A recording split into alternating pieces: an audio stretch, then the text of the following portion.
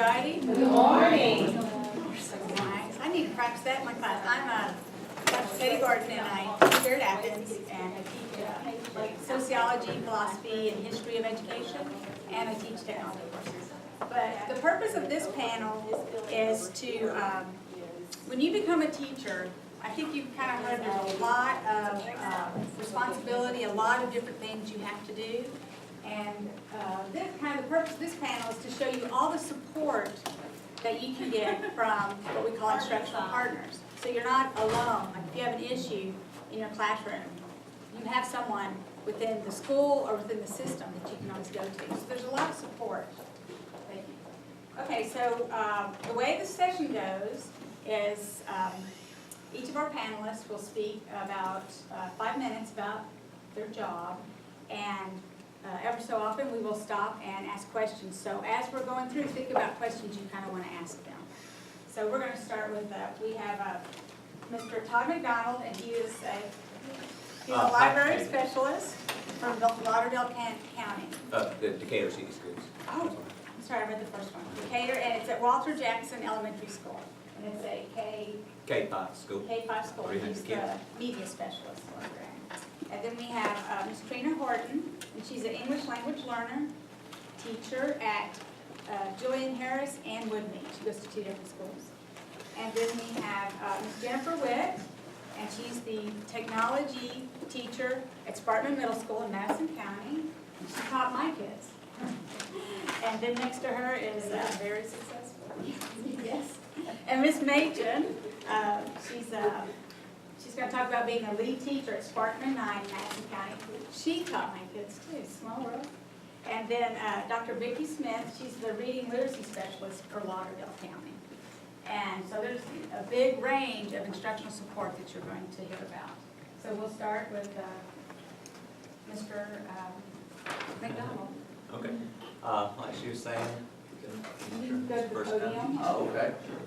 If that makes you feel better, whatever you want. Go for it. We got a podium at school, so I'll take advantage of it. Like she was saying, the librarian at Walter Jackson Elementary School in this day and age, you know, some people call us librarians, some people call us media specialists. Almost every school you go to, it's a different title. I prefer, you know, librarian, even though I am the computer lab teacher. I'm the video show editor. I'm the website designer, the yearbook designer, a whole bunch of other media. I still like the term librarian because one of my basic jobs is to develop collections. I've developed a collection of 50 iPads, 8,000 books, magazines. So all this goes to support all the teachers, all the students. So you know, computer breaks at school, you know, the teachers come to me. If a kid needs a book, if a kid needs an AR book, if a kid needs a magazine, an e-book, they come to me. If the principal, superintendent, someone needs a video made, you know, I'll whip that media together. So my job is multifaceted. I started as a classroom teacher, actually high school English, but once I found out what librarian and media specialists get to do nowadays, I kind of have my fingers in a little bit of everything that keeps me busy. I like supporting. It makes me feel useful. So when classes and teachers come to me, if parents come to me too, you know, parents will come to you guys too to ask them what they can do for their kids. So I feel really useful. My daughter goes to school with me too now, so I get to support her, get to support the community. So it's interesting, it's fun, it's exciting, it's never boring as an educational partner, as a resource specialist, media specialist.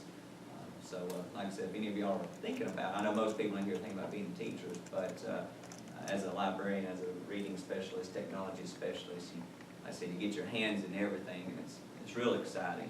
You get to, you know, as a classroom teacher, you get that one class every year. You really get to know that class. But I like the aspect of getting to know all the classes, K through 5, and really see how the kids grow from year to year. When you're a classroom teacher, once that year's gone, you know, you see them in the hallways. But as a reading specialist, technology teacher, librarian, you really see how they grow, and you can affect them year to year.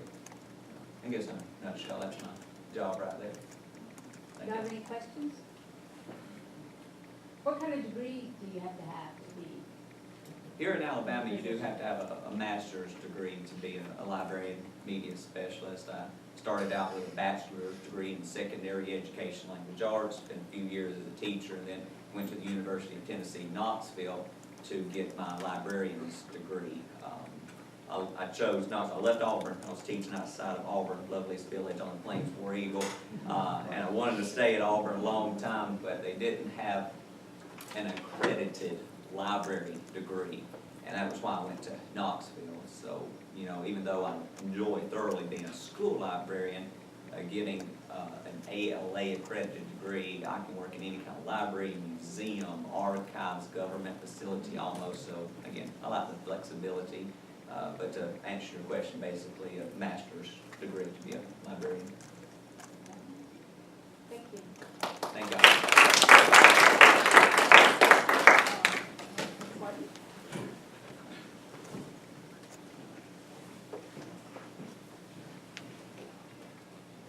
I'm Trina Horton, and I work as an English language learner teacher. Sometimes you've heard it referred to as ESL. It's no longer ESL, even though that's the politically correct way to say it would be an English language learner, ELL teacher. And I work in two schools. I'm at Woodmead Elementary and I'm at Julian Elementary. I see children in grades K through 5. And the more I deal with a diverse population, which means my students, I'm teaching English to children that are coming into the country or that live in the country they speak something other than English in their home. And there's becoming a growing population in this area. I have 8 different languages in 2 schools.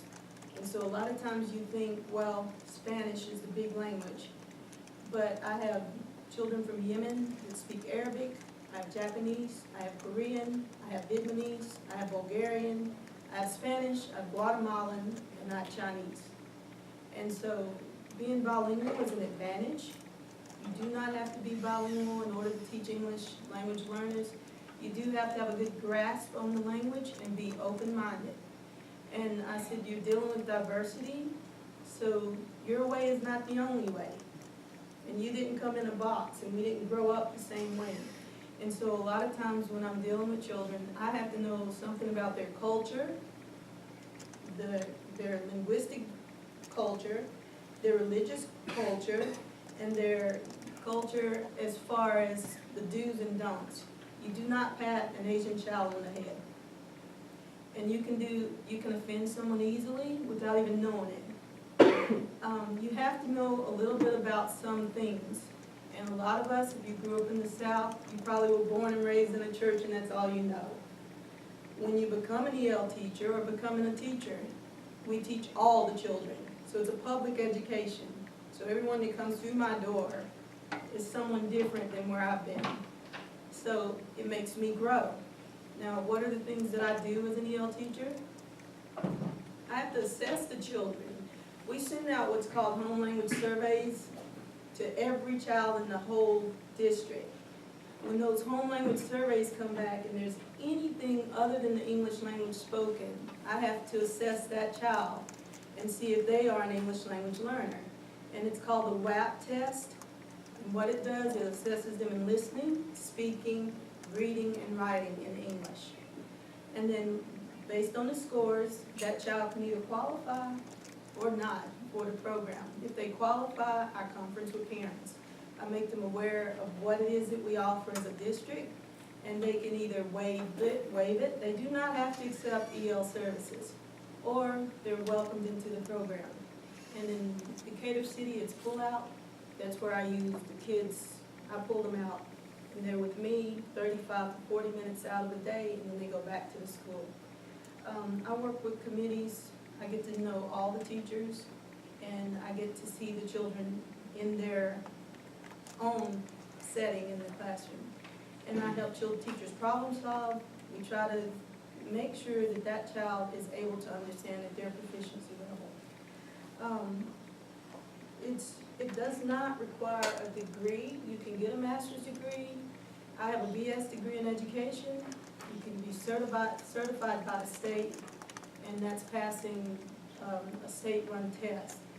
There is a master's program at Alabama A&M, Alabama University, UAH. And then there are others that you can qualify to do this. But it's mostly certification. And I enjoy what I do. My classrooms, it exposes me to a lot of other things. I learn about countries I've never known before. I've learned about students and their backgrounds and their families. It's enriching to me, and it would be enriching to you as well.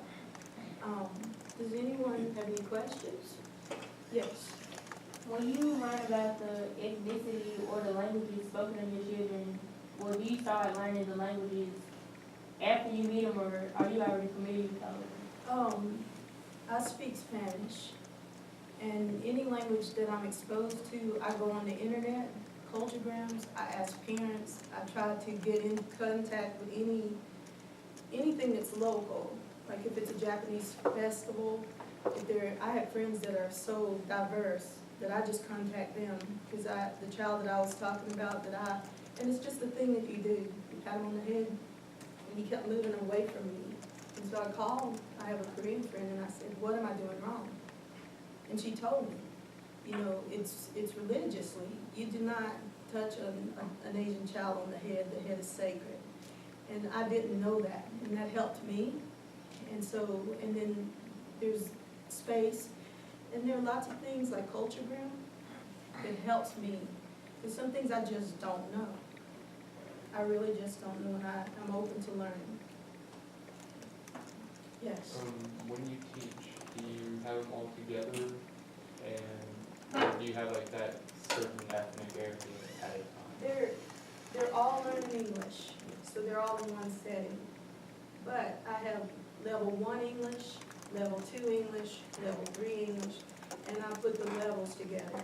So I can have a vast array of children, a lot of cute faces, different ethnic backgrounds, but they're all learning English, and I teach them at that level. It's a big question, yes. What inspired you to become an English teacher, and how did you know that this was your passion that you wanted to do? I love diversity, and I've done missionary work, and I've been somewhere where I was a different person, and I was the one that was different from the people around me, and I had to struggle with language, and that opened me up, and it was one of those things that I love doing this. I like seeing people of all different backgrounds. Thank you.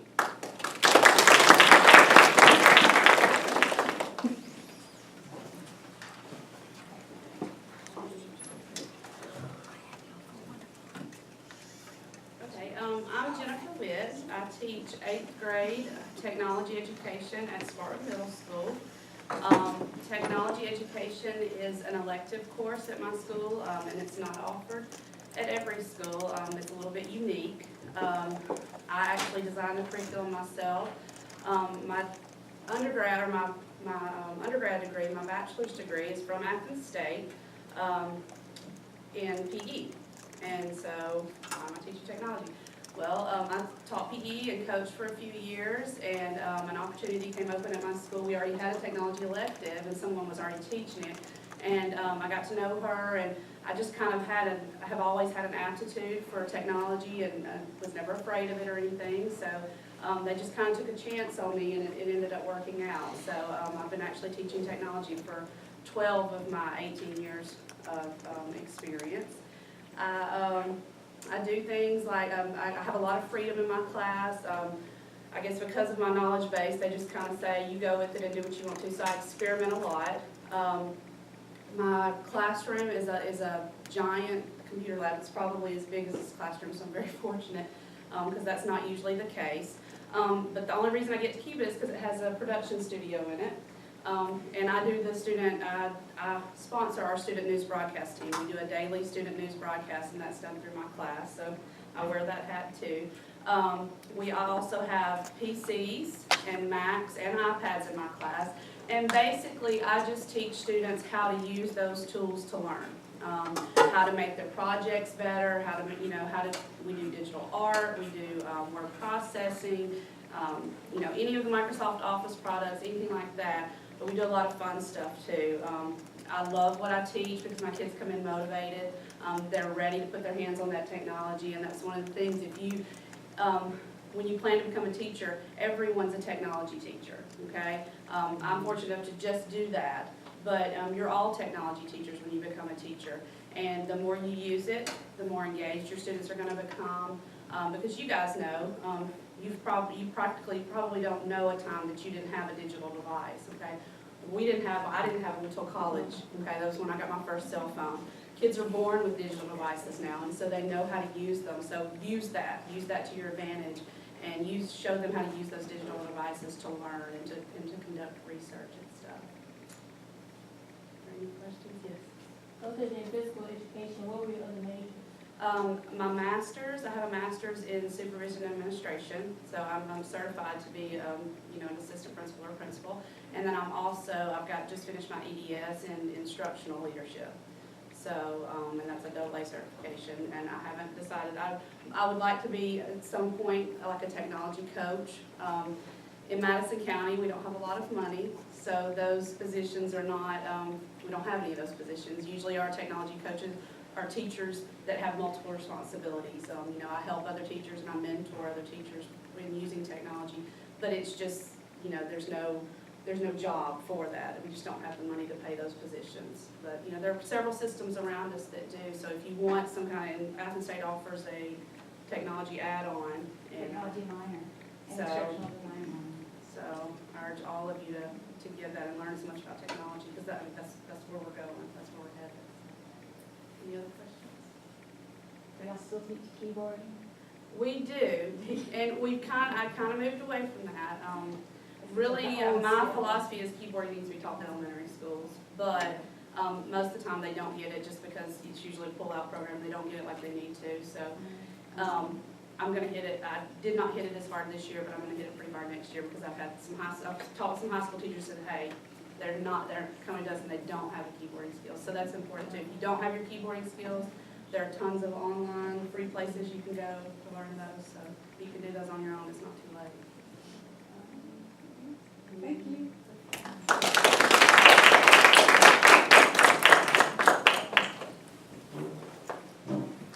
Well, my name is Machen, and my role in the school is multifaceted. My title is lead teacher in science, and what that has enabled me to do is be a liaison between A+ College Ready and the teachers of Madison County. A+ College Ready is a organization that receives funding from the National Mathematics and Science Initiative to train teachers in science, also English and also math, to increase the rigor in the classroom. So a school system can apply to A+ College Ready, and if they receive the funding from A+ College Ready, then there's an agreement between the system and A+ College Ready that the teachers will attend training in various modules. And in science, there are 12 modules, and it took us 3 years to complete receive the training in those 12 modules. So as the lead teacher in science, Madison County chose me to be the teacher that would go get the training in these modules. And it was, it's really interesting that, I got to travel. I got to go to Texas 1 year for training, and then to Richmond, Virginia for 2 years for training. So we got to meet teachers from all over the country and share ideas. So we go get the training, and then I would come back and turn that training around to the teachers that were selected in their schools to be pre-AP teachers. And so I trained teachers in middle school and also in biology, these modules. And these lessons these modules consist of about 4 to 6 different science experiments. And they increase the rigor in the classroom. And some of you probably have been in a pre-AP class or an AP class, so you've probably done some of that training, some of those modules. So I facilitate that training to our teachers in the county. And then another role of mine is to be a mentor to teachers that are teaching AP. When you're asked to teach an AP class or you sign up to teach an AP class, you really don't know what you're getting yourself into. To teach an AP class requires a lot of studying, and it takes about 5 years to be a really good AP teacher because you have to learn the curriculum. The curriculum is much deeper, it's broader than a regular biology curriculum would be, or an English or a math or a history curriculum. So I mentor the teachers. I go around to the different high schools in the county and I make sure that those AP biology teachers and even pre-AP biology teachers are following the pacing guides that were developed by not only Madison County but A+ College Ready. If they need resources, I can, because of my connections with other teachers throughout the county, I can locate those resources for those teachers.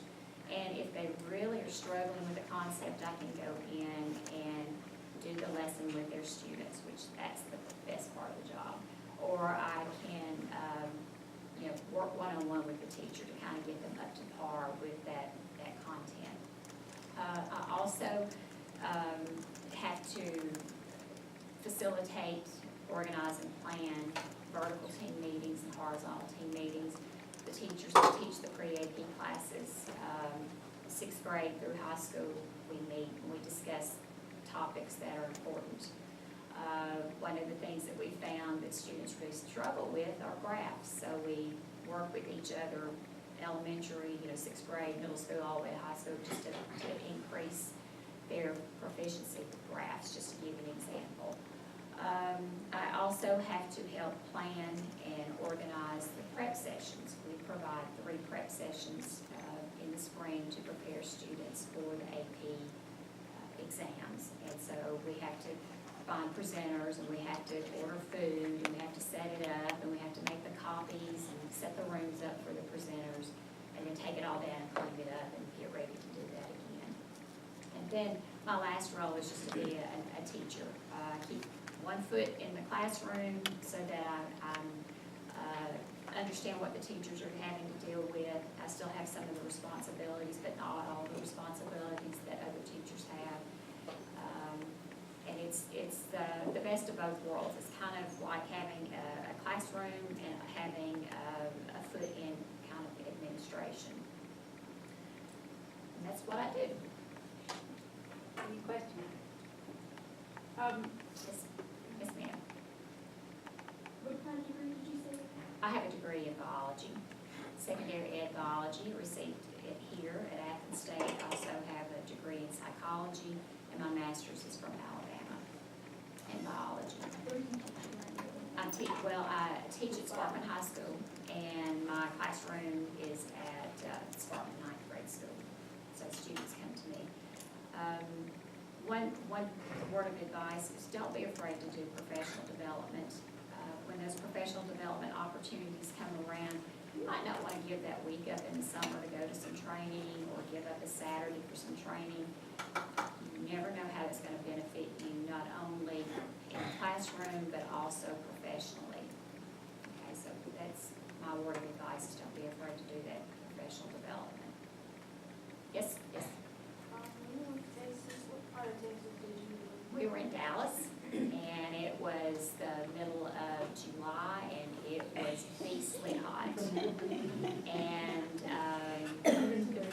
the training was that we didn't get to see Dallas other than walking from the hotel to the school. Getting out of the transportation from the hotel to the school. We knew it was very hot just doing that. But the training was intense. We were captive from 7:30 in the morning to 5:30 in the afternoon. So we didn't get to see a lot of Dallas, but I do know it was hot.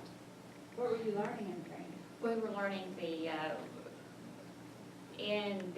laying the foundations modules. There are 12, and there are 4 modules per year.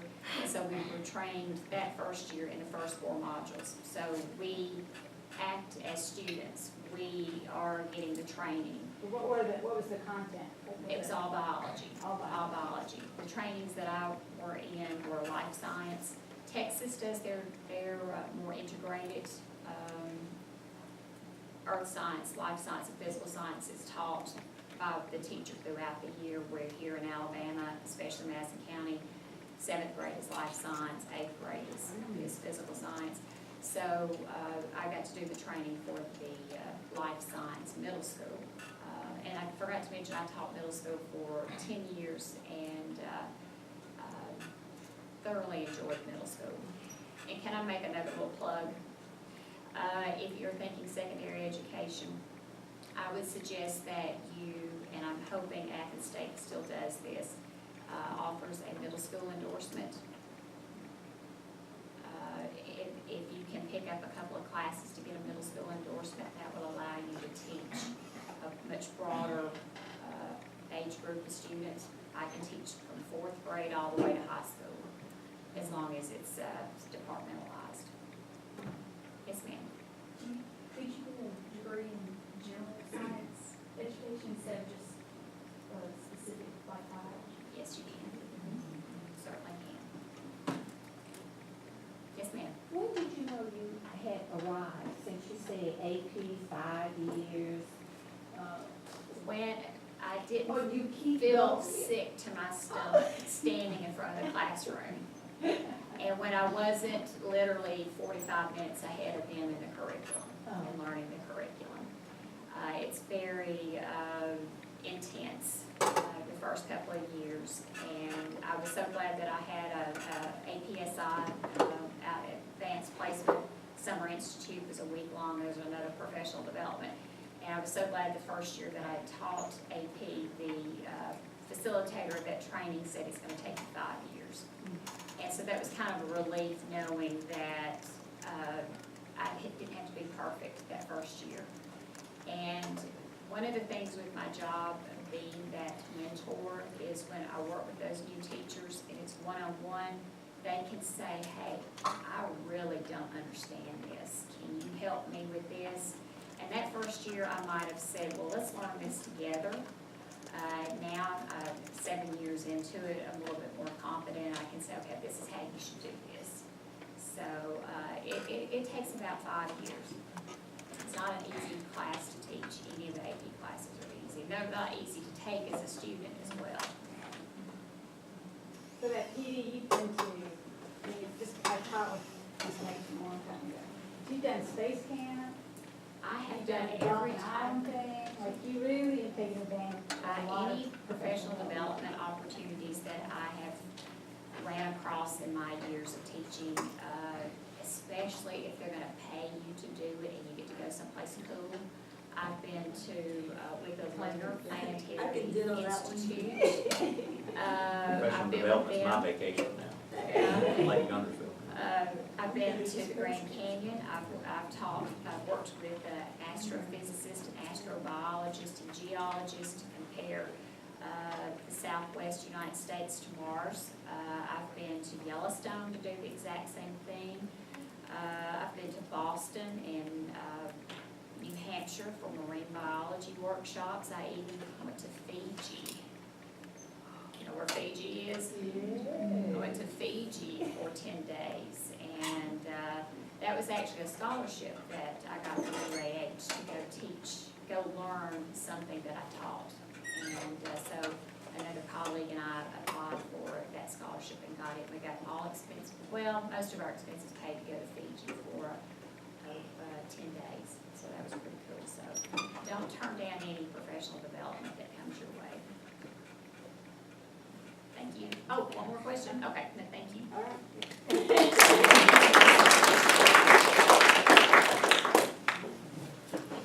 Well, I'm like Dr. Bice, I don't do podiums very well. It's just not my thing. And it may give him a hard time back there. I'll try to stay in one spot. I am Vicki Smith, and I work at the district level.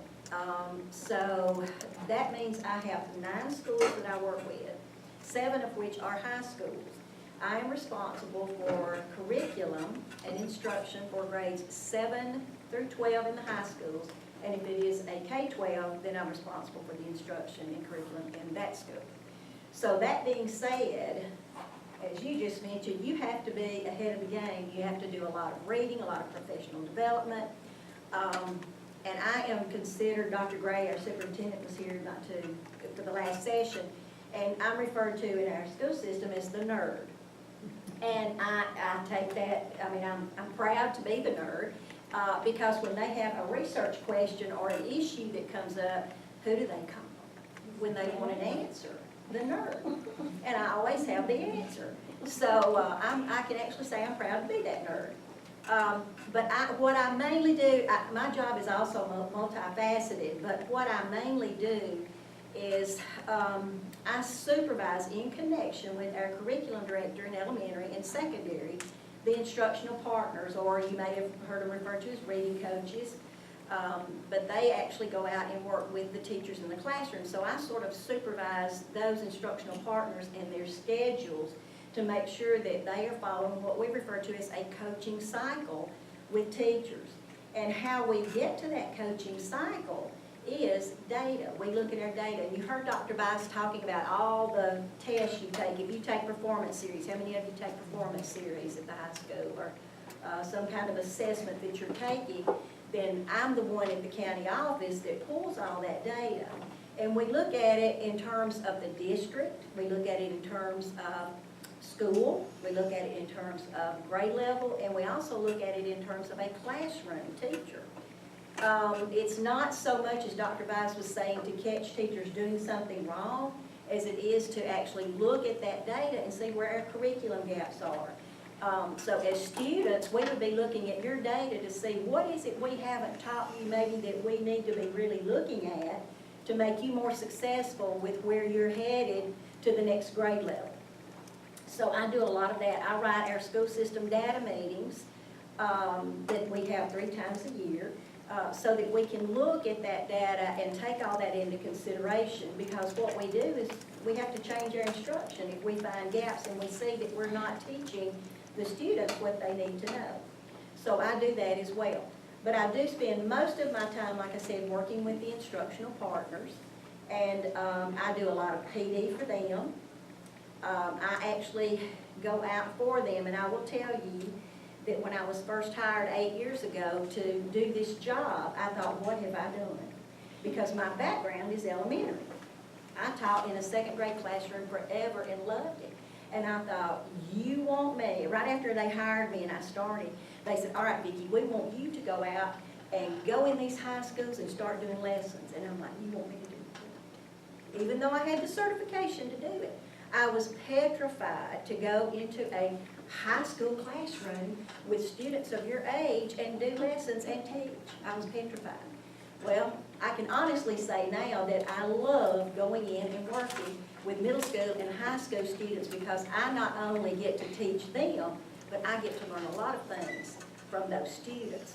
So I taught that first year 60-something lessons. I went in 60 classrooms, 60-something classrooms that year, and taught lessons and learned so much. But I had to do that to be effective where I am in working with those instructional partners. And I have 10 of those that I supervise and work with their schedules and making sure that they are supporting teachers. So I'm kind of considered a support person. I'm support personnel. And I provide resources, and everything has to be, if you've not heard it, it has to be scientifically research-based. So I have to make sure that I'm ahead of the game. I do all the reading, and oh gosh, Dr. Bice has my philosophy.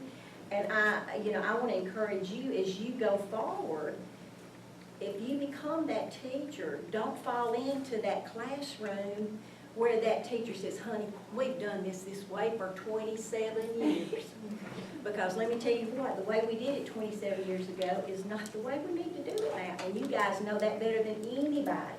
So don't let them intimidate you when you go through your teaching and get that certification. Then you go out there and you do what you know you've been taught to do, and not let those other teachers intimidate you to where you give up what you think is the right thing to do. And as you can see, I'm not that kind of person. I'm very quick to say what I think needs to be done for children, to be advocates for children.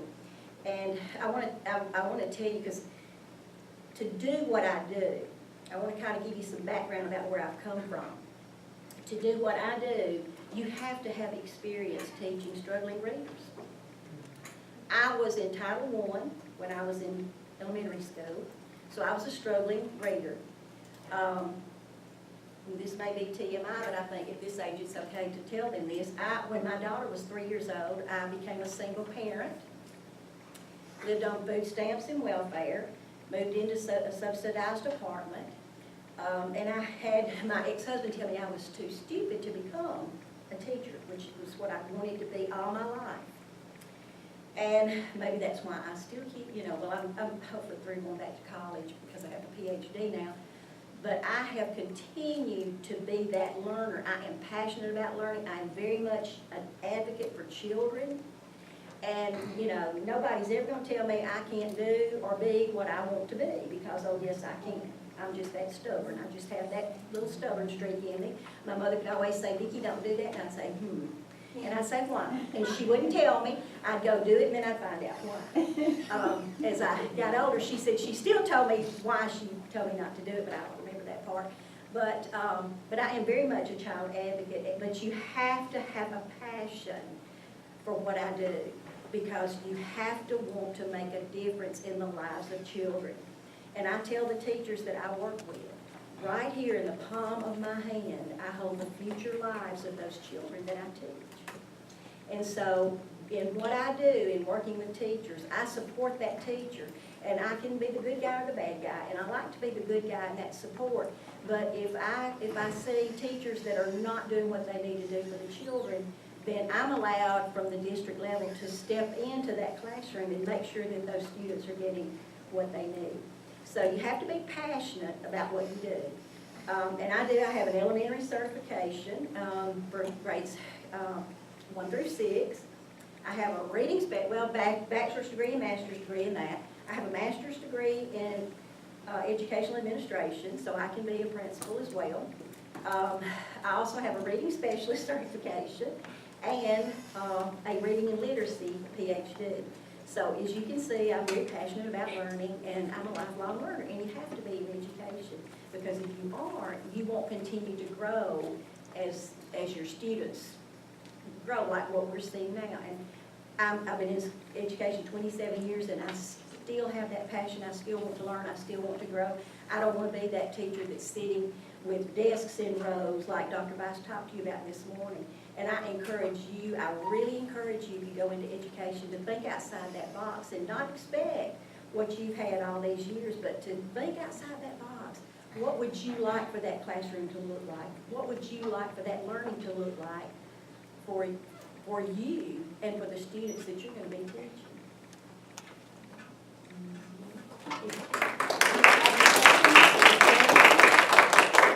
Any questions? Okay, before we wrap it up, oh, you got one? What high schools did you actually visit? I work in Lauderdale County, and so I have a number of high schools. I have Brooks High School, Central, Lexington, Lauderdale County, and I go to all of those schools. I'm in the schools more than I'm in my office. So my job is not an 8 to 3, teaching is not an 8 to 3, so I take a lot of things home and do things sitting in my recliner because I'm out in the schools so much. It's a good place to be. Yeah, it is a good place to be. Well, my husband likes boxing, so on Friday night while he's watching boxing, I do my stuff. Okay, so we have just a couple more minutes, and just want everyone to think of, if you could give these prospective teachers one piece of advice about education as a profession, what would it be? Make sure you get to know your students and connect with them on a personal level. That was good, though. You are born a teacher. You are born a teacher. Oh, that would be. You are born a teacher. I like that, though, don't y'all? Anybody else have more advice? I like hearing that. There's another one. Always, well, like you said, get to know your students, but also learning sounds like if they are auditory learners or, and just like do some hands-on class with them and then like taking my side on futures to get to learning the aspects of different things of what they're learning. Right. I agree. Anything else? Go ahead. I agree with her because students get bored real quick, so you have to keep them engaged. So you have to, like she said, hands-on activities and stuff like that.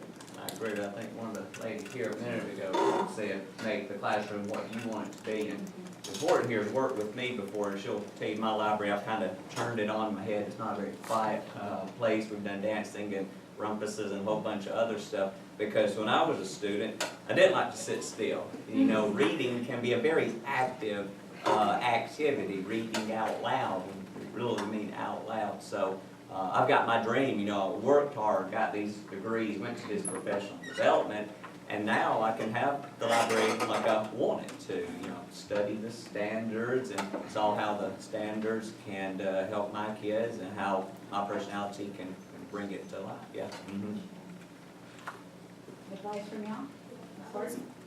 I was gonna say, another thing that you need to keep in mind, teaching is a very delicate job because you're holding the lives of young people in your hands. And you can make a child or you can break a child. And most of us can remember our worst experiences in school, and we can also remember our best experiences in school. And there's an Asian proverb that says, if you want to plan for a year, you plant seeds. If you want to plan for 20 years, you plant trees. But if you want to plan for 100 years, you educate people. And that's what you're here to do. That's what you want to do. And in order to give the best, you got to cultivate the inner person too. Because you can't give what you don't have. And so if you have a very positive outlook, you're taking care of yourself in all ways, you can give that to another child. You can inspire another individual. You can be that good example, that outstanding teacher that moved them on to bigger things in life. And like you were saying, you know, stick with it. You know, we hear statistics all the time that, you know, a teacher drops out like the first or second or third year. My first year teacher was absolutely horrible. I wouldn't wish that on anybody, but I learned a lot. That, you know, I've been doing this almost 10 years now, and I wouldn't be the teacher I am today. I wouldn't be sitting up here today, you know, if that first year hadn't been bad. So, you know, I don't wish that on anybody, like I said, but, you know, stick with it. You go this route, stick with it, and good things will come. If you do like she says and build relationships with your students, you become more vested in their education. What you're doing comes out of love. You have to have love and a passion for it. And when you get to know your students and you love your students, it makes it more enjoyable. I mean, I know that for me, that's the big tipping point. I want to come to my job and love my job. And a lot of loving my job is loving my students. And so I can't do that if I don't get to know them and really build relationships, find out what they need, find out what they've got going on at home. I work in a Title I school. We've been Title I ever since I can remember, maybe 2 years out of the last 17 years we've not been Title I. And so we have a lot of high poverty. We have a lot of kids that come from, you know, pretty much nothing, and they come to school with nothing. They stink. They, you know, come to school without shoes, and so we have a lot of things that we have to build on anyway. And so just, you know, getting to know those students, knowing what they come from, having empathy for them, I think is really important. All right, thank y'all very much.